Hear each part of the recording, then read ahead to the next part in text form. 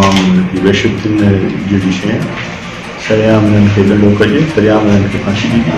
कि कमी इन खां वधीक हरकत कहिड़ी मुस्लमान आहिनि, मुस्लमान मुल्क में रहूं था, हिकिड़े सुलझियल पढ़ियल लिखियल माशरे में इहे शयूं जी का गुंजाइश कान्हे। अच्छा, इन खां अलावा हिकिड़ी ॻाल्हि त असां वटि औरतुनि ऐं ॿारनि जे काफ़ी जेके डिपार्टमेंट्स आहिनि जेके दावा कनि था त असां इन्हनि शयुनि खे कंट्रोल कयूं था ऐं इहे केसिस सॉल्व कयूं था, त उन जे बावजूद बि इहे वाक़िया पेश थियनि था, त इन जी छा वजह आहे? इन खां अलावा कहिड़ा अहिड़ा इदारा अचणु घुरिजनि जो इन्हनि ते कंट्रोल थिए? मुंहिंजा बाबा हिकिड़ो हेॾो वॾो माशरो आहे, तव्हां वटि अॼु एतिरो मीडिया कोन, प्रिंट मीडिया कोन हूंदी, इहे ॻाल्हियूं अॻे बि थींदियूं, उन्हनि खे पाकिस्तानी पुॼण तक न थींदो।